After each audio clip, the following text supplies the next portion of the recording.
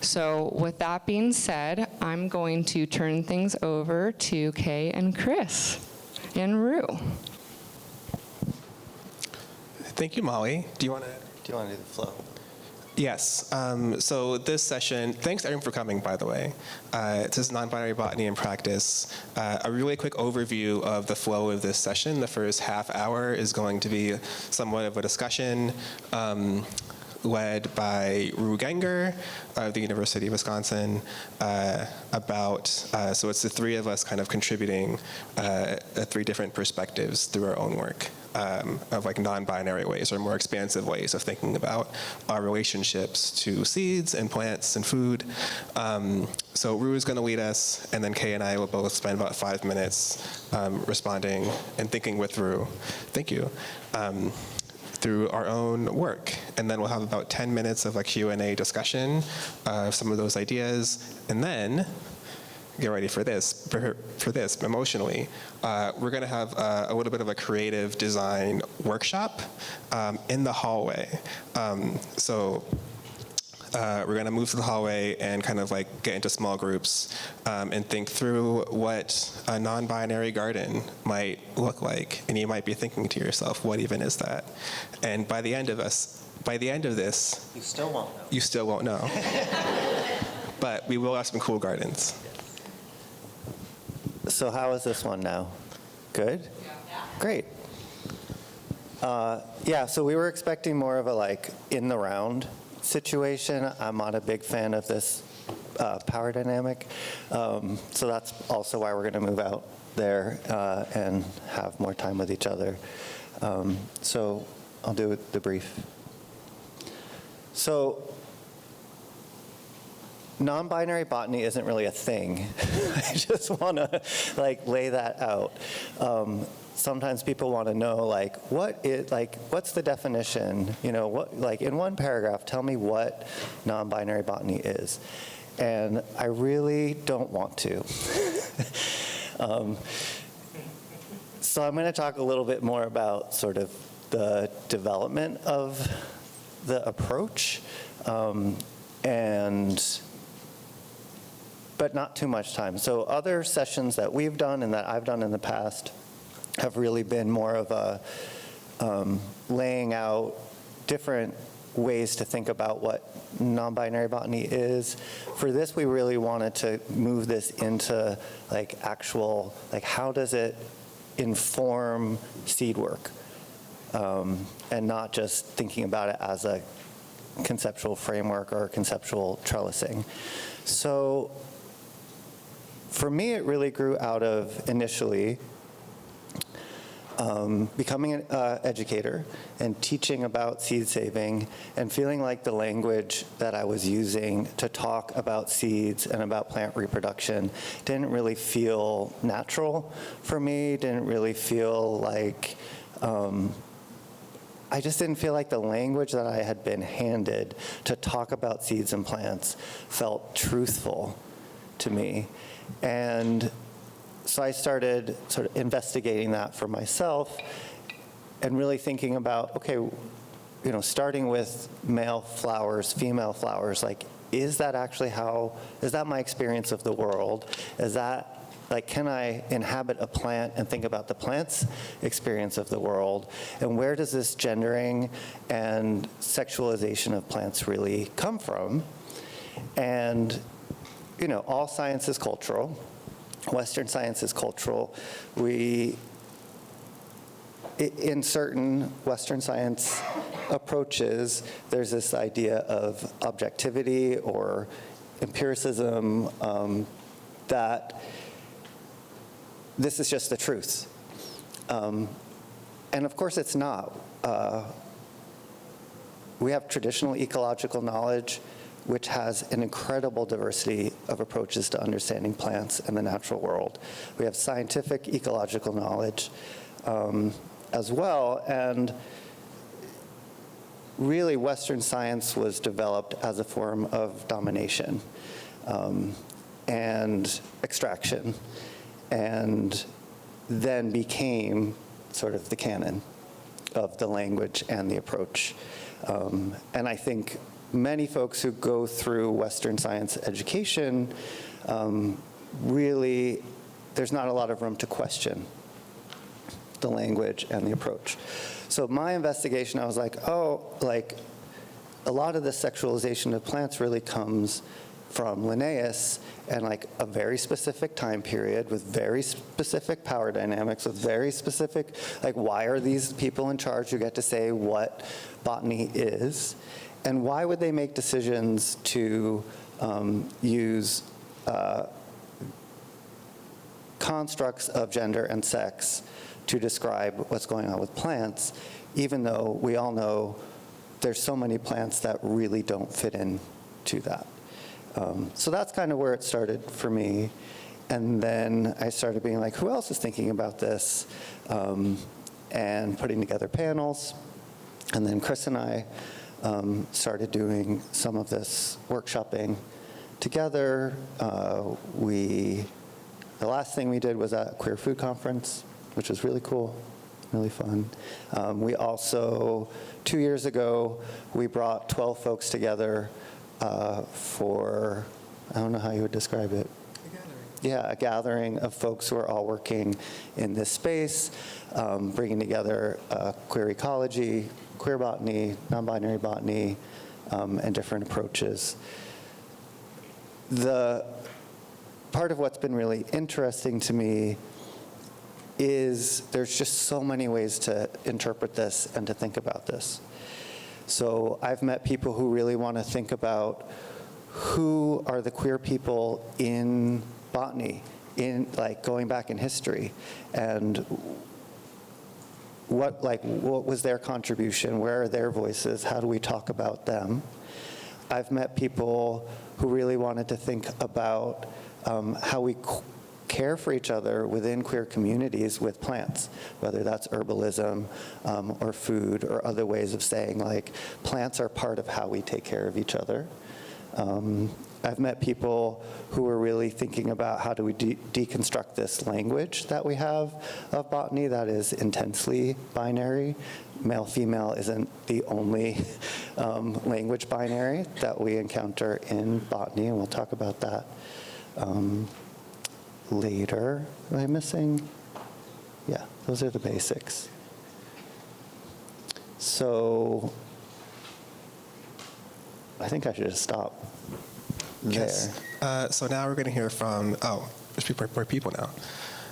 Now we're going to hear from a queer in botany, Genger.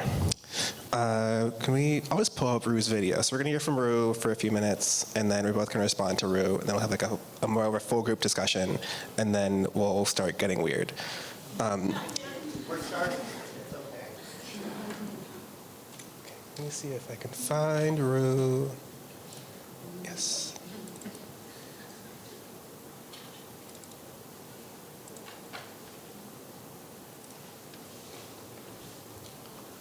Is this open link?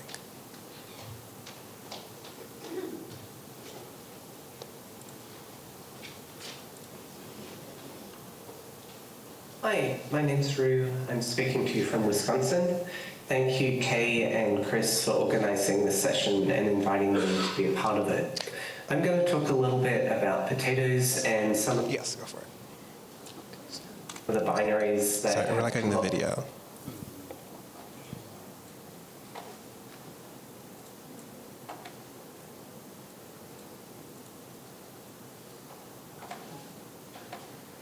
Hi, my name's Rue. I'm speaking to you from Wisconsin.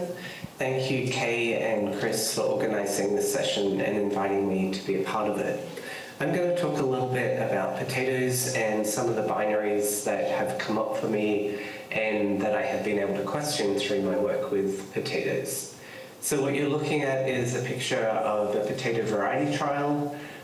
This is something that I've done a lot through my career.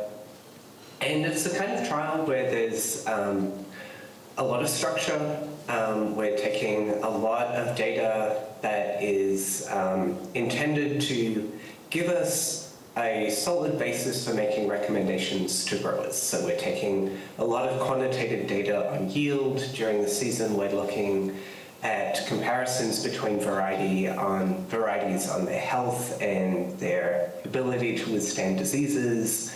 And then at harvest, we're looking at yield and tuber uniformity, and a lot of really quantitative data that we hope we can use to make recommendations to growers. And as part of my work, I've also often evaluated new breeding lines that are being developed and considered for release as new varieties for growers. So the growers that I work with, however, are not part of the really large potato industries in Wisconsin.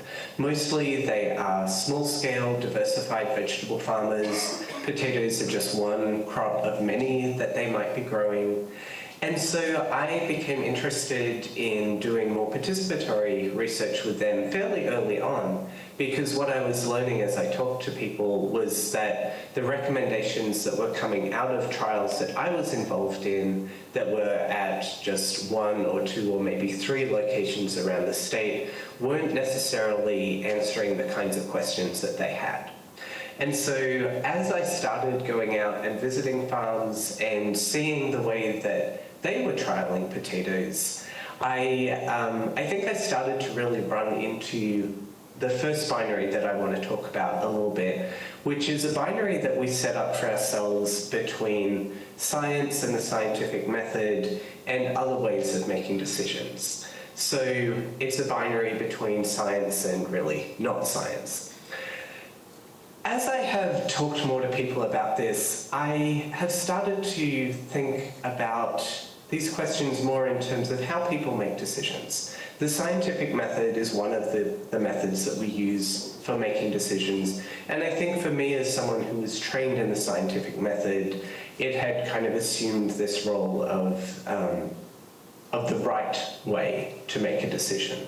And as I went around, visited farmers, saw how they were setting up their fields, how they were setting up their plots, and talked to them about what they were looking for with the varieties that they were choosing to grow, I started to learn a lot more about their individual practices, their individual growing environments, their individual markets, and realized that the questions that I was asking in my research trial were sometimes very different to the questions that they were asking.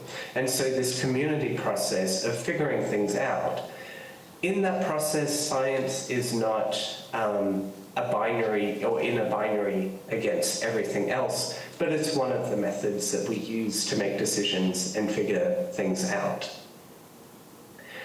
Another of the binaries that I want to talk about with potatoes is the binary between clonally or vegetatively propagated plants and plants that are propagated through true seed. So most of you would know that to grow a potato, you plant a potato tuber. And because of that clonal nature, when you plant that potato tuber, you will get back exactly the same kind of potato. When you take fruit from a potato, because potatoes do flower and they do produce fruit, what you're going to get back is not the same as the tubers that would grow off that plant that you took true seed from.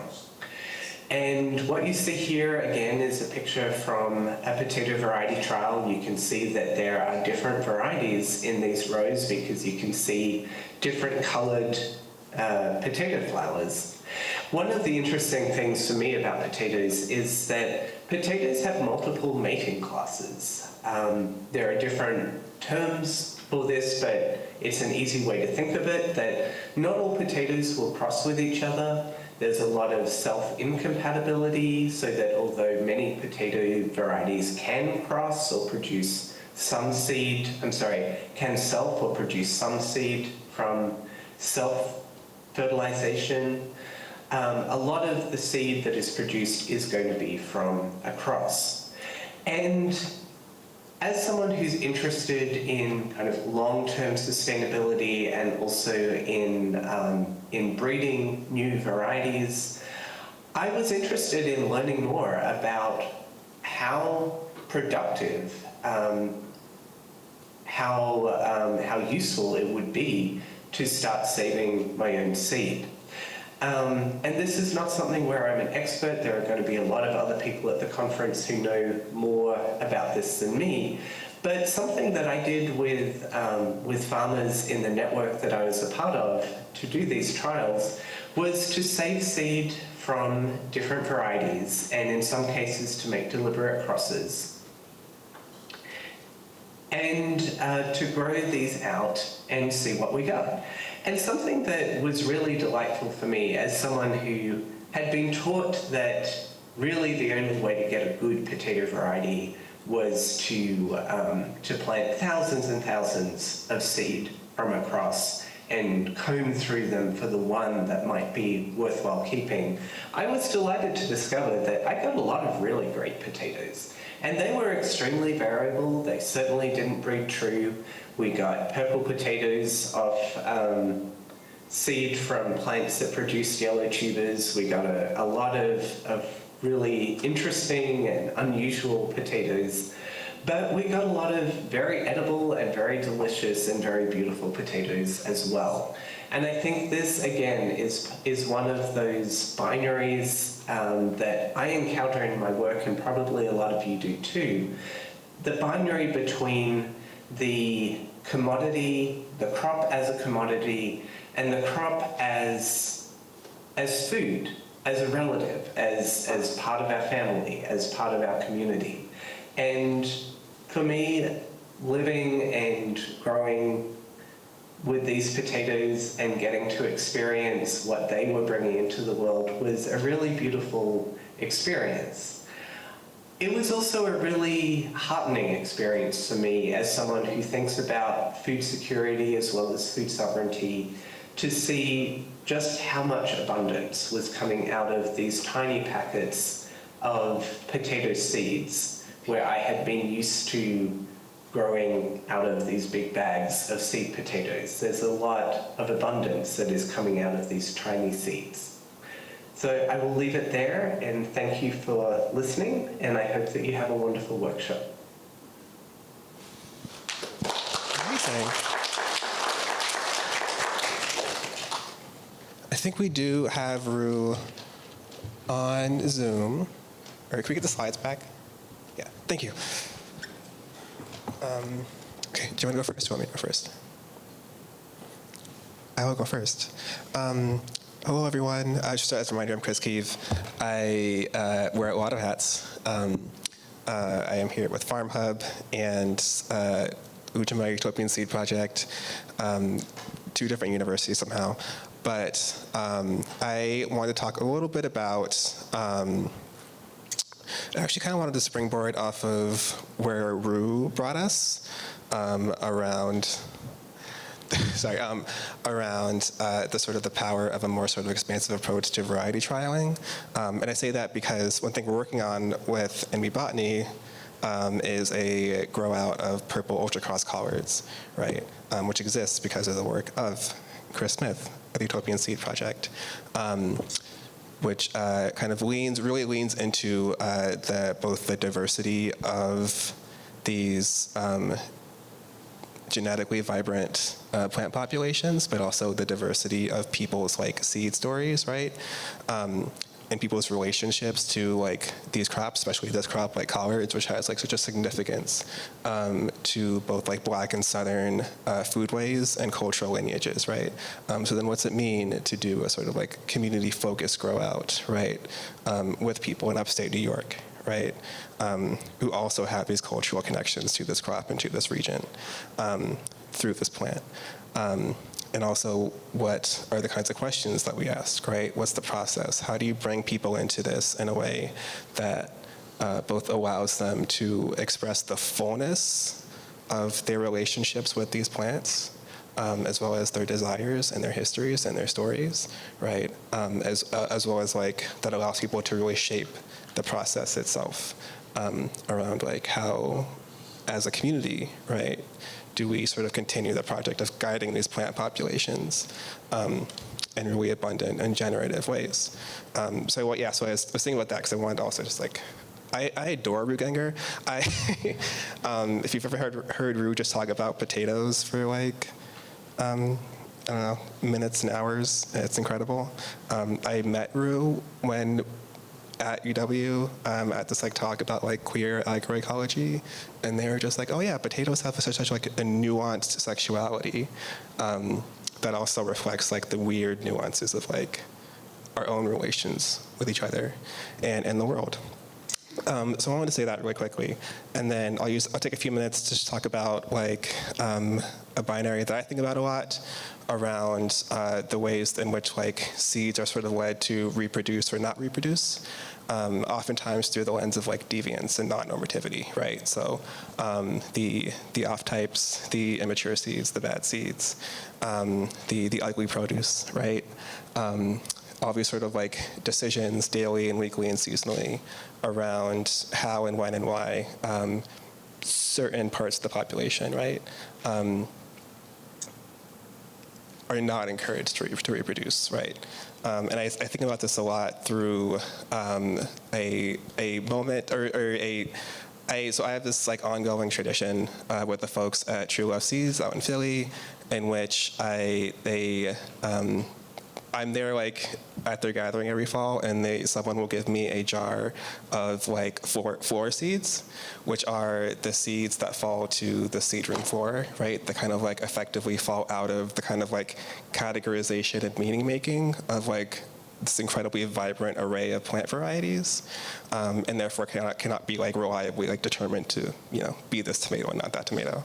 And I will receive like a jar of seeds that's like also mixed with like dust and detritus and chaff, right? And all of these things that usually would be swept out the seed room floor into the yard, right? That would then like live these other sorts of lives.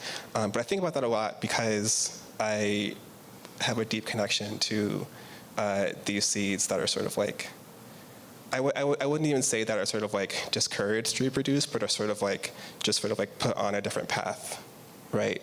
To live other sorts of lives that exist outside of like a sort of seed catalog way of seeing the world. And I say that also because like it's, right, deviance is always like a deeply, deeply political thing, right?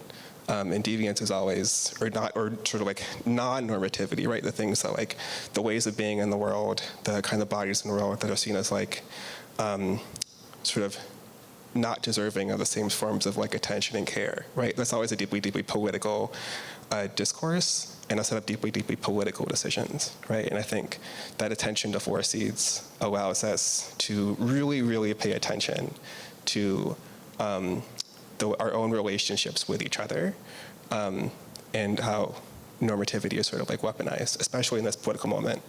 But I'll pause there.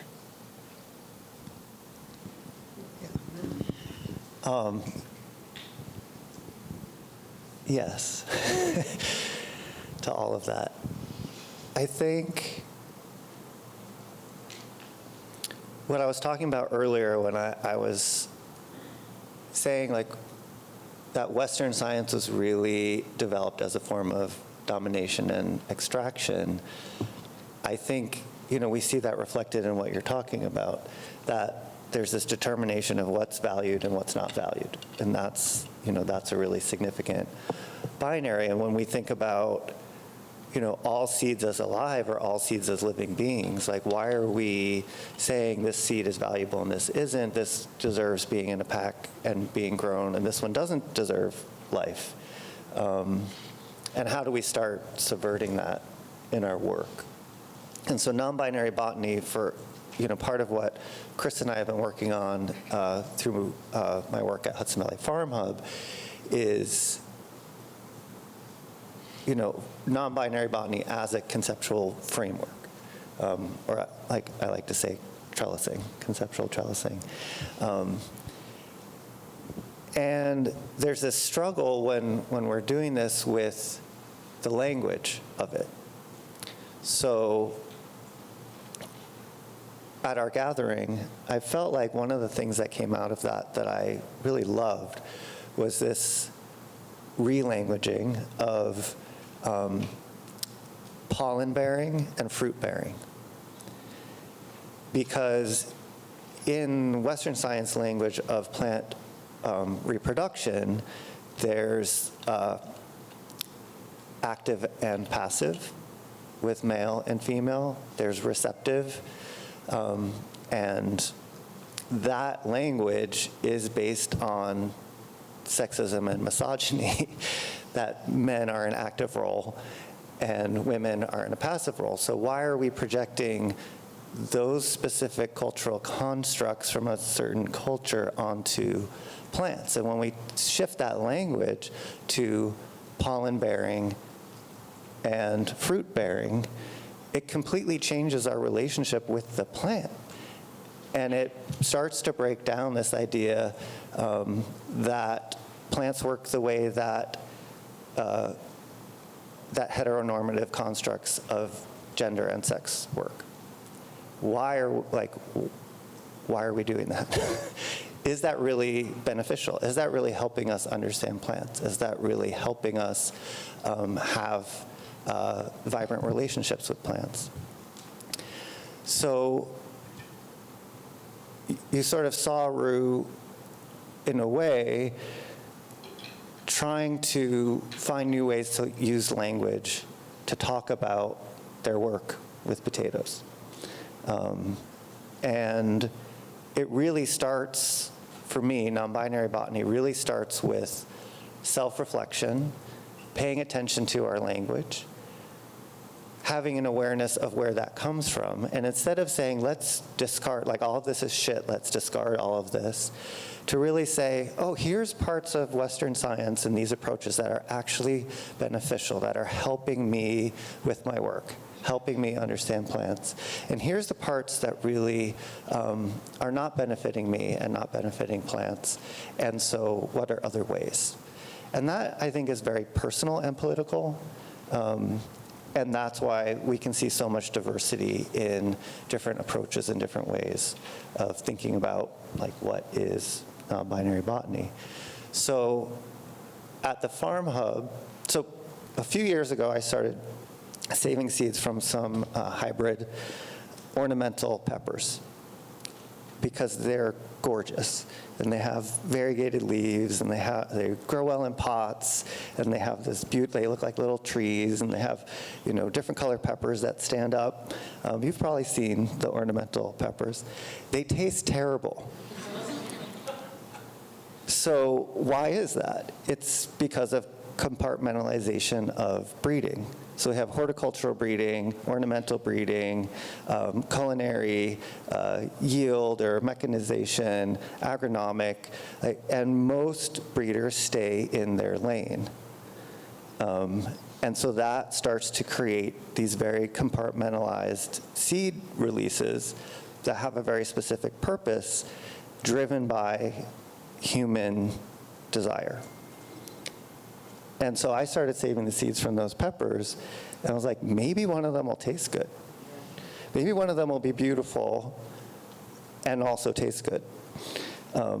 Maybe the one that tastes good will actually wind up growing well in a pot. And so that could be a potted pepper, and peppers are actually perennial, even though we treat them as annual, so maybe that would create the opportunity to bring a pepper indoors for the winter and have something beautiful growing in your house that also tastes good.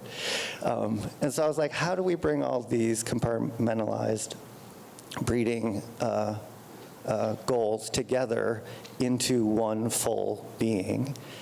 And I got actually really interested in the indoor-outdoor binary with that. And so at Farm Hub, we have folks in the field, and we have folks in their offices. And then there's some of us who go back and forth more. And so my thought was, okay, how do I bring this breeding process into Farm Hub in a way that breaks down this binary of we're on 1,600 acres together, the nonprofit working with plants, and we have people who are in their offices all day long who aren't connected to the land, aren't connected to the plants, even though their work, whether you're in finance or wherever you are in the organization, you are supporting the land, and you are supporting the plants, and you are supporting the work. And so I designed a rotation process for the plants to be in the greenhouse, indoors with grow lights and in people's offices, so that everyone could, when we talk about participatory breeding, this was like everyone can participate in this and develop these relationships. And also thinking about, okay, what kind of data can we collect from that experience? So, you know, I would have little cards, and my team is here, amazing seed folks, Diami and Adriana. When they came inside, we'd have a card in English and in Spanish, and we asked questions like, would you like to give these plants a compliment? What compliment would you give them? And people would write down their compliments and begin that relationship with the plant. And over time, people could really identify plants they were interested in from the population in a way that was different than like a row by row identification, breakdown of only plant people coming out to do those evaluations. So we continue to ask those kinds of questions and get that kind of feedback over time, and people developed like heart-centered relationships with the plants, which was really beautiful. So in terms of like application that I just wanted to share, there were a lot of other binaries being addressed in that, but that was one of the big ones. I had a very quick anecdote about the perennial peppers, which is that I grew up with those. I'm from South Florida, I'm from Broward County, Florida, in which it is like warm enough to have certain things be perennialized. And my grandfather had a pepper plant on the porch that like was just always producing, and it has always confused me as an adult outside of Florida how that was possible. It was perennial. But yeah, sorry. I just want to end with saying the name, we did wind up with a name for the pepper, which there isn't a stable anything yet, but the sort of ultra-cross generation is pretty hot purple pot pepper. So they're pretty, they're also pretty hot. They're purple, and they grow well in pots. So it's like an all of the above name. I love an alliteration. Okay, so do we have Rue on Zoom? Yes. Okay. Because now we want to have a few minutes of like Q&A and discussion before we switch to kind of the workshop model. We don't have Zoom on right now, I don't think. Oh, okay. Okay, Rue like texted me and was like, I can see you. Rue is on Zoom. Rue can comment and type, and so if people ask questions, Rue can type that, and we can read that out. Beautiful, thank you. Okay, so Rue is perceiving us in this room right now, and can be in communication in a certain way. But yeah, maybe let's start with just like, we are wondering from y'all about the kind of binaries that you move through in your own lives. And you can just call them out. If you could use the mic too, there's mics Use the here mic. and on the other side so You other can use people the can hear mic. us. And this could be personal, in your professional life, with plants, whatever you're feeling. So one of the binaries that I encounter frequently in my work is I'll say, blah, blah, plant does this. And 10 people will jump on me and say, no, it doesn't, because exception, exception, exception, exception. And so for me, it's really difficult to speak in black and white terms because biology is fuzzy and messy. Thanks, Joseph.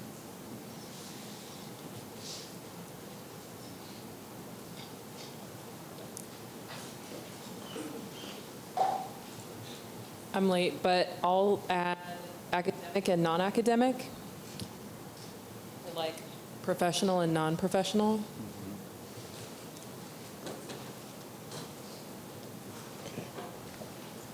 Salve, go ahead. Work versus play.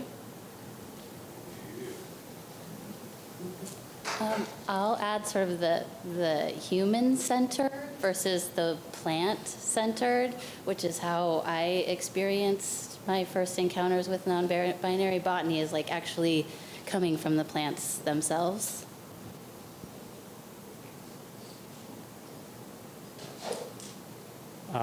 Our farm is down by the river. We have a lot of ash trees, and ash trees are dioecious. There's pollen producing and fruit Bearing.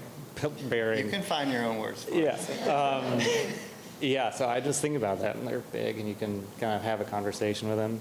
I also think about spinach. Like, spinach is also in that blurry category, but then there's seed producing, and then there's like what the industry calls like super males, but that's not obviously not the word we're going to use, but like, and then sometimes like there's plants that make, if there's no pollen around, they will create their own pollen. Like spinach is very spinach interesting. as well.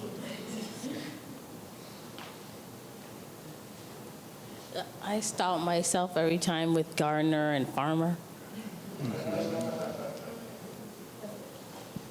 I have worked in the cannabis industry and the male versus female, and it's like you don't want males, and if they herm out, it's bad, but I'm growing for seeds, so like there's such a, you're doing it wrong if you don't do it this way, and I'm like, but I want to do it my own way. Also the phrase herm out, which I have just now heard for the first time thanks to you. I'm thinking about, like, so we run a farm where we have vegetable production and seed production, and so there's definitely a binary that happens of vegetable versus seed, but then we also see a binary that happens sometimes of sales versus production. And those are interesting just ways to divide where, you know, we're all working the same thing.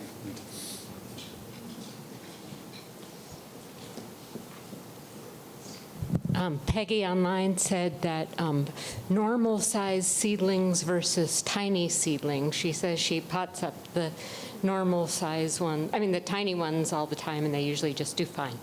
Thank you, Peggy online.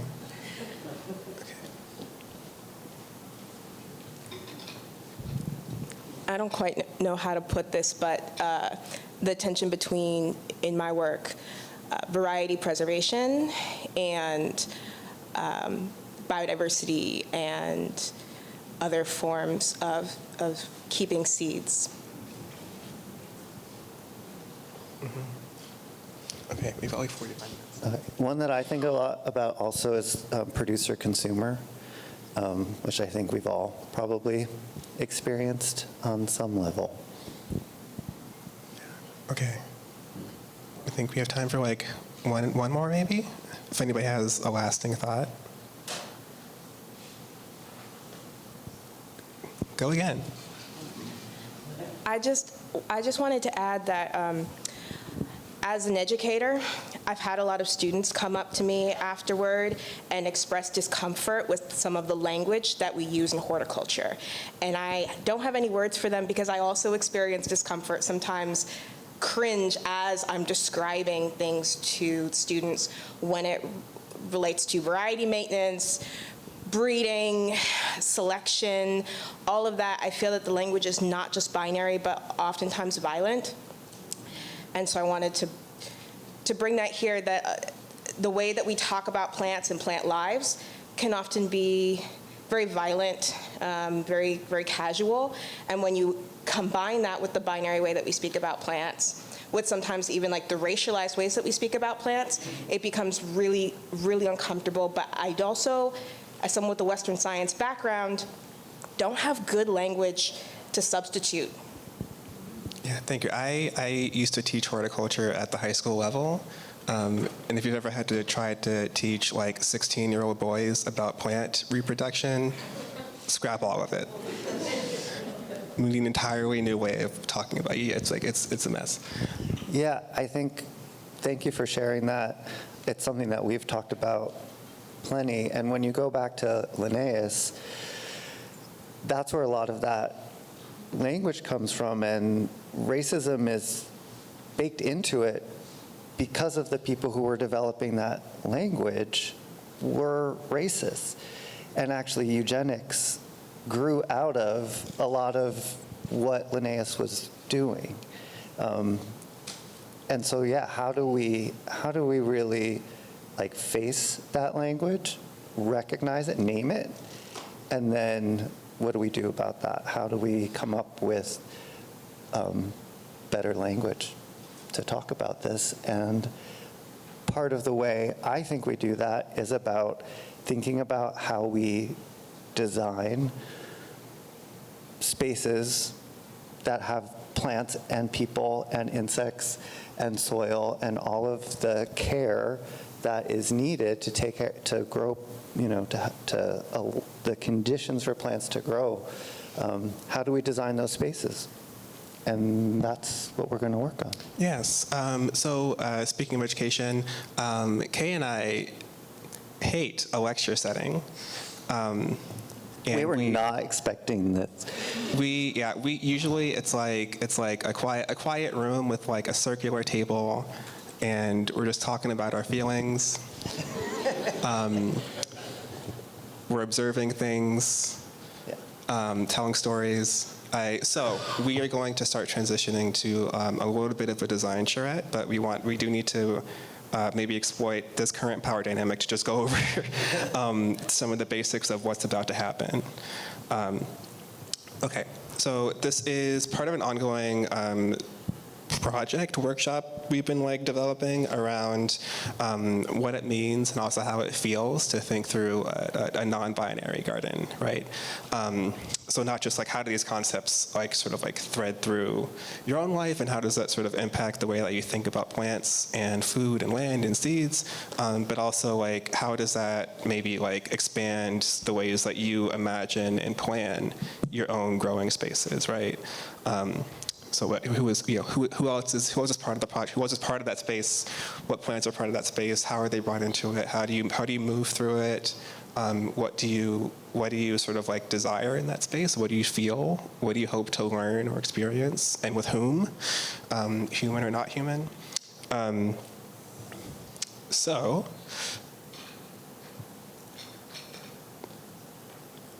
we can skip this part. Yeah.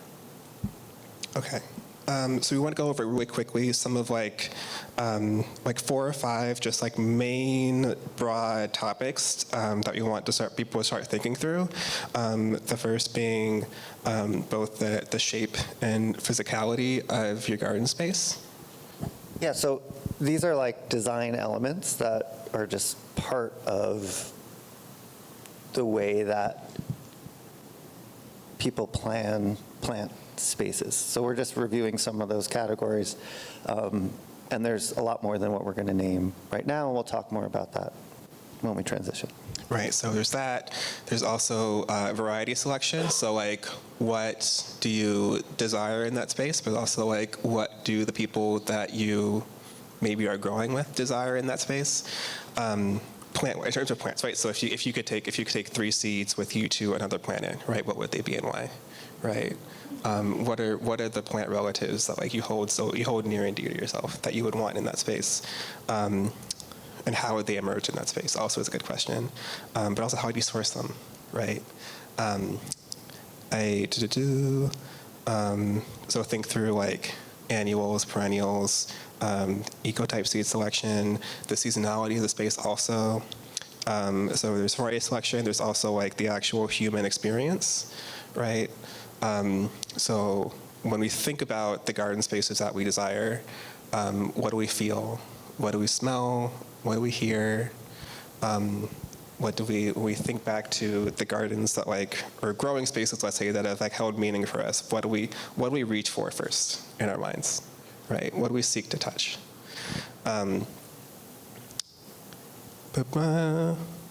Also, what are we growing for, right? Is it for production or veg production? Is it for medicinals? Is it for seed? Is it just to hang with plants, which is also great? On the flip side, there's also the plant experience, right? So how is the design of the space itself impacting the relationships between plants as well as between plants and people? What kinds of relations are we maybe making space for? Between plants, between different plant species or plant varieties. Right, so how are we sort of like navigating or envisioning cross-pollination or isolation, seed saving and off-typing, and then finally, there's also like location and access, right? So in your space, right, who has ease of access, right, and who does not have ease of access, and why, right? Does your space need signage? Does it need info? Does it need like non-visual, like multi-sensory information? What was that? Okay, sorry. Okay, sorry. Also think about that, right? Think about that, like, right, there's even the people coming through your space, including you, have like a wide variety of experiences and access needs and desires, right? So how do we sort of like think about the space as something that is like accessible through a wide variety of means and through a wide variety of ways of being in the world? Okay. Here is where it gets super chaotic. Oh, go over the materials first. Go over the materials. All right. There are materials outside. So we're going to transition out there. There's tables, there's markers, there's scissors, there's colored paper, there's some random things. Joseph and I went to Office Max and just kind of decided what looked like maybe would be fun. To have for materials. How big should the groups be? So I'm fine with folks generally self-organizing out there. If there's a few people that you're like, let's do this together, like sit down with that group and start on the design process. If maybe there's someone you don't know here that you want to have a conversation with, this is a chance to not do this, not be on your phone, and talk to each other and design and imagine together. Whether that winds up being an actual physical representation of like a garden and where the plants are and pathways, or if it's more of an abstract, here's the concepts we're thinking of and how they interrelate, and this is what we imagine in this space, but it's not an actual design. It sort of runs the continuum of that. And so we'll be out there with you and coming around and probably posing questions and asking what's going on and trying to also be a resource for folks who may have questions. I know some people are super creative and just like know how to jump into like an art project, and other people are like, I don't know what to do with this stuff. So there, don't be shy and don't feel like you have to have any particular skill set to do this. This ends at 15 or 30? 15, thank you. All right. Okay. Let's get out there. Let's take like. That was my question. It would be great if we could like slowly gather back here in the last like 10 minutes, and then we can like kind of like share out the experience. Grab the mic and sing your feelings. Okay. Yeah. Great. Singing? Oh, okay. If you want. Yeah. Okay. You did, yeah. Okay, everybody start mingling in this direction.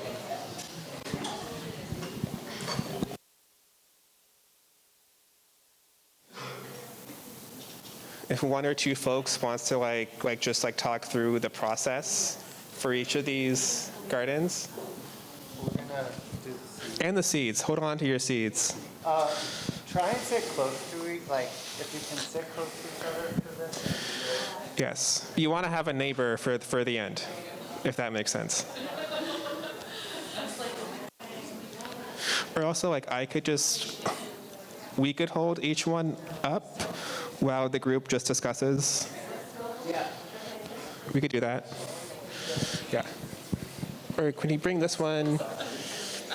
Can you bring this one over here? So come on in, It's sit a little more down, visible. find a seat, and hold your seed as you sit. And if you're comfortable, close your eyes and hold your seed.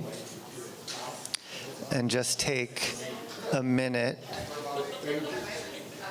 to really see if you can get to know your seed with your eyes closed. Is there a texture? Can you feel the weight of your seed in your palm, or is it so light you don't even know it's there? Does it have a smell? Do not taste it. Some of these seeds are toxic, and I don't want to poison anyone. If we took this seed away and then you got it back, would you be able to identify the seed just by touching it? Go ahead and open your eyes. Look at your seed again. Think about what drew you to choosing that seed. Was it about how it looked, or because you knew it, or because you didn't know what it was? Or just some kind of vibe? All right. So we'll do this, and then we'll do the switching. All right. So hold on to your seats until the very end. I would love to know what happened here. Do you want to start with the group who had, there are more than one three-dimensional garden, which is incredible, but the group that had this one, who was this? Raise your hand if you did this one. Okay. Can we run a mic? Actually, or this mic? Yes. Okay.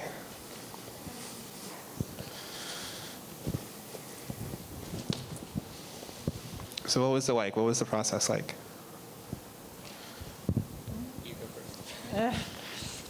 We started with each identifying one plant that we wanted to have in there. And then as we went along, we started to have more and more places for people to be in the garden, and places to be like a little, there's a lookout tower, there's an archway, there's two different, there's two different places to lie down in the seeds, in the plants. And that was interesting to see that we wanted to be in the garden in different ways like that and be resting there, not just working there. And there don't seem to be any rows. There's nothing straight. There's just curving groups of plants. Yeah. Okay. I'll just add, we talked about perspective and like seeing things from farther above in the tower and from below lying on the ground, and how that might change our perception. Okay. What about this one? Raise your hand if you did. Okay. We would like to share. It's two. Yeah. Doesn't matter, is always the question. Yeah, what happened here, Chris? We started off quite slow and literal and confused, and then decided that we wanted to question the binary of isolation, and then could we also look at Amira's question that she asked in the original section about biodiversity and the tension with preservation, and we wanted to design a garden that could do both. And so the spiral was a way for us to have like a center of hyper biodiversity with different crops, and then as we went out, we had more isolation and could isolate within that pattern. And then we had spirals within spirals to bring in pollinators, and then we wanted cover crops, so we have some clover on the ground, and we just kind of started like building complexity into the system from that first premise. And it was fun. We built it out from there. It was good. Yeah. Great. What about this one? This. Oh, yeah, sorry.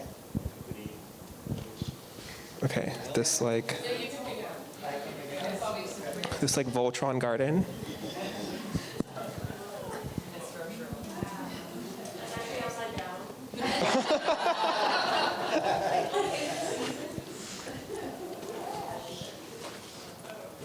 Who did this one? Am I sure? Go ahead. I don't want to share.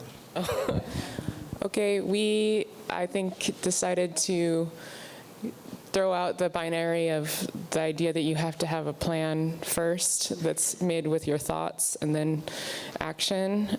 So we kind of all sat down and I think Ken shared the idea of having a circle, and then we just all started contributing ideas that we had, including things that go inside and outside of the garden, like what's actually in the garden, and there are creatures that move in and out of the garden freely.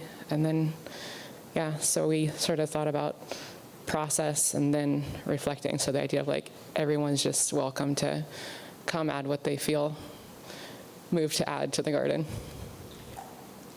And the kind of also just like instead of us designing it was like we had these tools, and the tools also showed us what we were going to create because we had these limitations.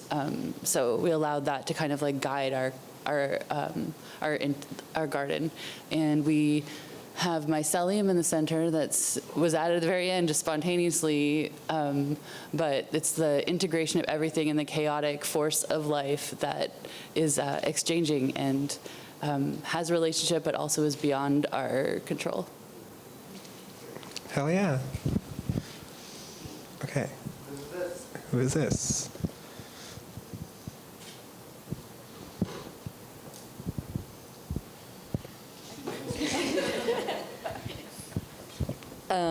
Our group started with the environmental elements, specifically water, and the water just ended up on the page based on where we dropped the pieces that we had cut. So in a sense, we were kind of working with the elements given to us. And then adding things like sand, working with, somebody mentioned the importance of starting with community building before collaboration. I was at the heirlooms talk this morning and had it sort of reinforced here. Yeah. Yeah, I'll pass the rest on to you if you want to. Oh, I think that's sort of it. We just all sort of started sharing a lot of the environments that we all are growing in, which is super different, and seeing what sort of landed on which riverbed. Yeah. Okay, and finally, actually not finally, because Rue did facilitate a group on Zoom. FYI, thank you to Rue for doing that.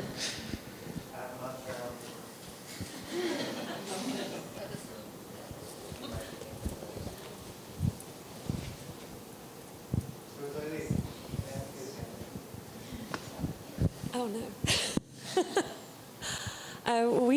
We were talking mostly, and we were just like making while talking. So I think we ended up just putting things down as we were discussing and sharing, and that's what emerged from this like connection and collaboration and sharing of ideas. And yeah, there was hopefully everyone had a contribution, but I think for me what came up while I was talking was I was just tracing the outline of the seed that I chose, and yeah, earlier on when we were asking us to share binaries, it was something around like having an answer and not having an answer, like not right and wrong, but that kind of thing, and just like the difference between just how something can look just through repeating that same action, and everyone sees things very uniquely and has a different interpretation, and that's what makes life beautiful. And yeah, that's amazing. Speaking of the seed that you chose,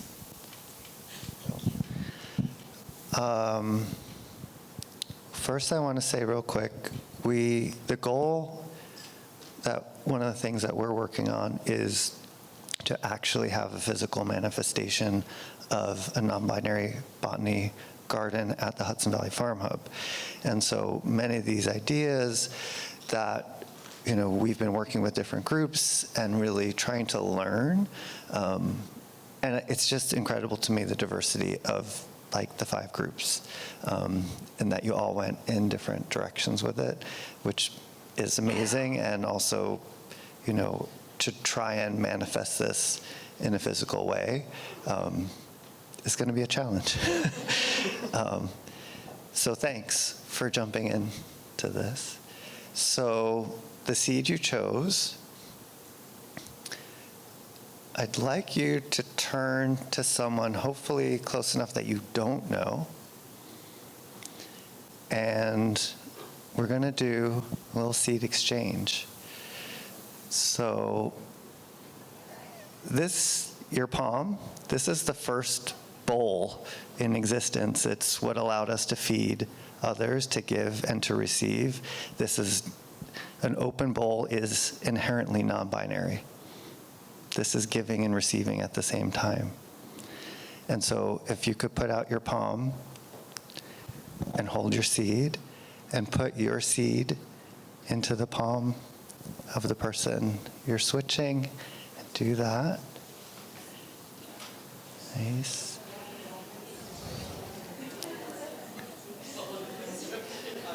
So, what? Do any of these seeds have a residual that, because we touch them, may cause? Not from touching. Okay. No. Only eating. I should really take the castor beans out. They're just so gorgeous. They're so gorgeous. Okay, would anyone like to share something about how that felt? How did that feel? Joseph? I chose my very favorite seed from the packet, and then I gave it away. And how did that feel? Was anyone else like, no, it's my seed, I'm attached? It is amazing how quickly we can get attached to a seed, which really, I think, lets us know like how deeply ingrained seed relationships are for all of us. And one of the binaries that I experience is this idea of ownership. And we look at genetic engineering and we look at hybridization and we're like, oh, ownership is bad, like owning seeds is bad. And yet it really comes from this very deep place. And there's many different ways to express that sense of attachment that we can make so quickly and so easily with seeds. And so for me, that's another one of those binaries I try to be careful of, because I was like, hybrid's bad, open pollinated good, don't control. And then I was like, where does it come from? Like, where does that come from? Phil, were you going to say something? I was going to say I picked my favorite seed, and then we changed seeds, and we tricked. Oh, no, there it goes again. But then we switched seeds. It was awesome. I was like, here, that's a great seed. Then he had switched. The gentleman here switched with me, and I got a new seed, and now I'm just sad. I lost 2 awesome seeds. But I started with the one I got, so thank you. Did anyone enjoy the experience? Why did you enjoy it? We switched seeds, and she was like, oh, nasturtium. And I'm like, oh, I don't know what this is, but it's so cool. And we loved the same thing about it. So that was cool that, I don't know, we both had the same, like, excitement to get a different seed. Cool. So I wanted to, are we totally over? We don't want to hold people. So, yeah. Okay, so just something that I was Diami reminded me to talk about for a second, which is, for me, a lot of this comes out of my experience as a queer person in the world. And I think part of the wonderful thing about being queer for me is I question everything because I've felt not quite a part of everything for so much of my life. And so I really, I love that about my life. And at the same time, we've steered away from calling this queer botany because it's really for everyone. And questioning these tenets, questioning these binaries, questioning and subverting and finding new language and making sure we understand where this language comes from and what it means, I think is really important work, whether you're queer or a little bit queer or a lot queer, because no one's totally not queer. And so I hope that, everyone felt welcome and included in this process, and that it's something you feel like you can talk about and share with folks who identify in all different ways. Yeah, I don't know. Thanks for being weird for an hour and a half, I guess. Do I have the last word? Well, so this is a made-up word, recollectivize. I'll be at the door, and on your way out, we're recollectivizing the seeds into this jar.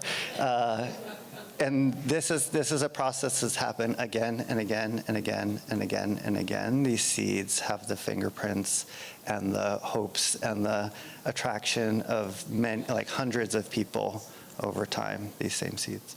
One more thing. Before y'all go, please scan the QR code. We'd love your feedback. Thank you so much for attending. I hope you had fun. I had fun. And yeah, just wanted to remind folks about the eval, so thanks.